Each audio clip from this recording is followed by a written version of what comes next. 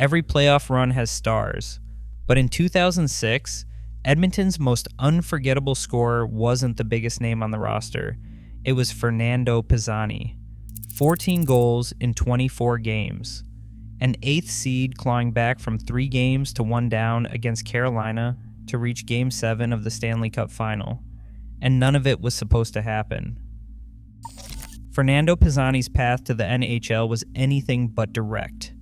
In 1996, his name was called in the 8th round of the draft, 199th overall, deep into a list where few picks ever reached the league.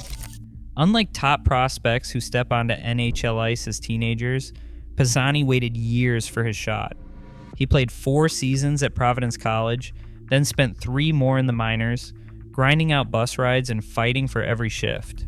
By the time he finally made his NHL debut, he was already 26, an age when most players have either found their place or faded away. Pisani carved out a role as a dependable, hard-working winger. Coaches trusted his defensive instincts and his willingness to do the quiet work along the boards, but he was never seen as a scoring threat. In the 2005 to 2006 regular season, he played all 82 games for Edmonton and finished with 18 goals and 37 points. Solid numbers for a depth forward, but nothing that hinted at stardom. On a team filled with bigger names and higher draft picks, Pisani's stat line blended into the background. He was the kind of player who kept games close, not the one expected to decide them. There was no hype, no talk of breakout potential. Pisani's job was to chip in when he could, kill penalties, and hold the line. His journey, late arrival, modest output, and unglamorous assignments set the stage for what would become one of the most surprising playoff performances in recent memory.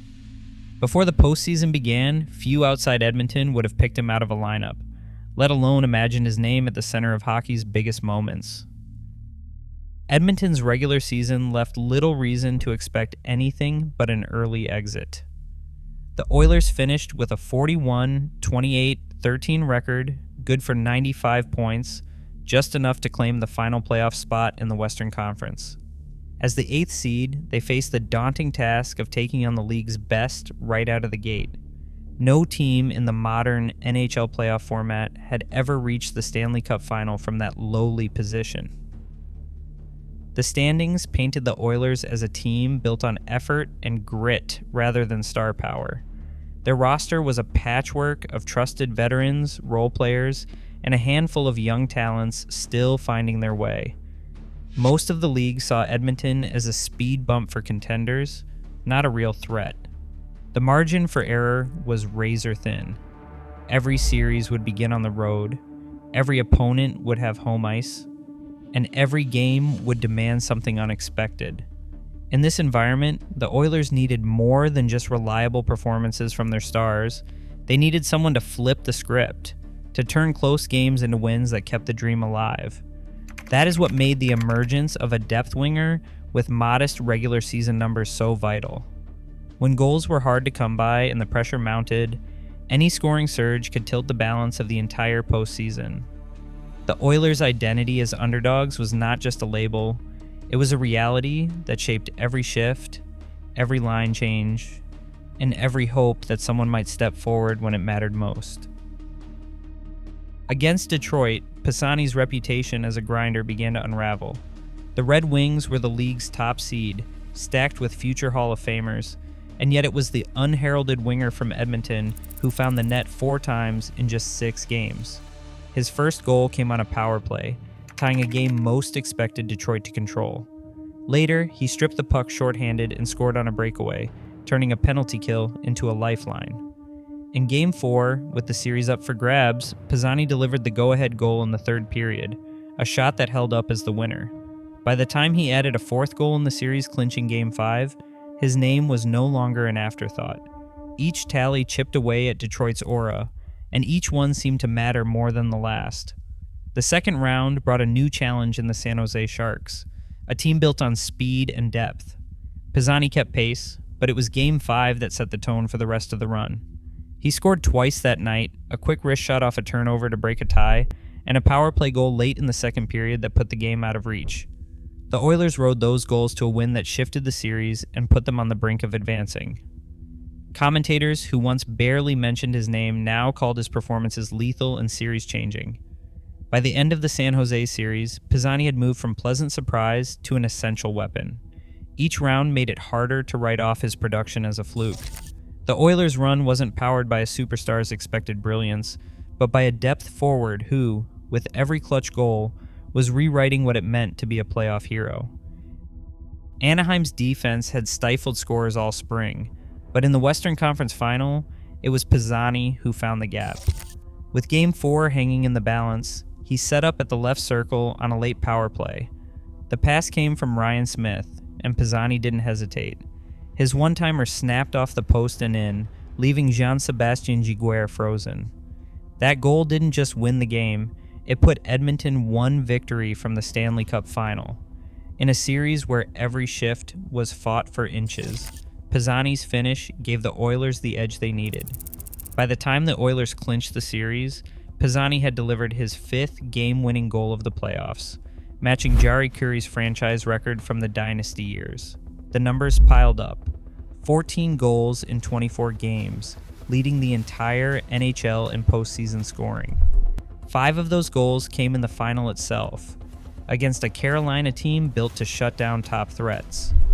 Pisani wasn't just riding a hot streak, he was scoring when it mattered most, turning tight games into Oilers wins and giving his team a chance every night. Each round, the label of unlikely hero fit a little less. Opposing coaches started matching their best defenders against him. Commentators who once overlooked his name now measured his run against the greatest playoff performances in club history. Pisani's surge wasn't a footnote anymore. It was the story. An ordinary player seizing extraordinary moments, carrying an underdog team to the brink of hockey's summit. June 14th, 2006.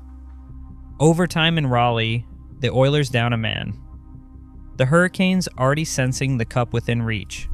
Pisani, a player no one had circled as the hero, read a loose puck at the blue line and lunged.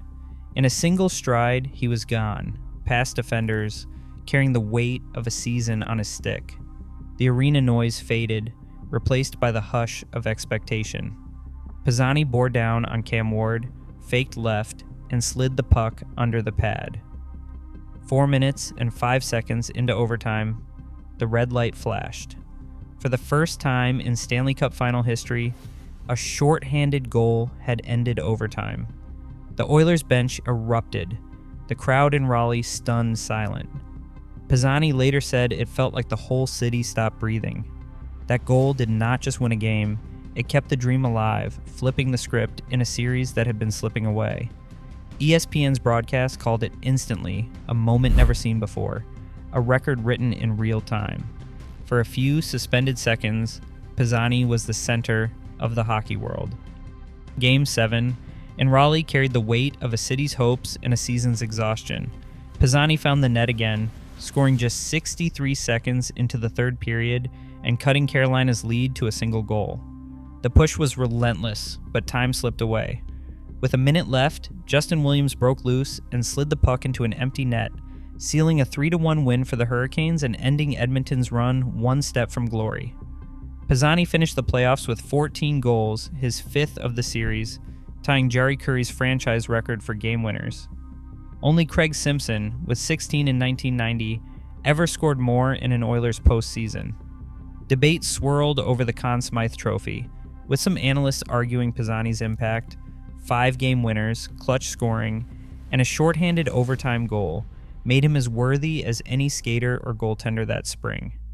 His surge did not deliver a championship, but it did secure a place in playoff lore, the kind of run that teammates, opponents, and legends still measure against. Pisani's run still echoes because it shattered every label. A depth winger, not a star, redefining what is possible when the stakes are highest. Today, any overlooked player can become a legend for a spring. In hockey, the improbable is not rare, it is unforgettable. What moments do you still remember?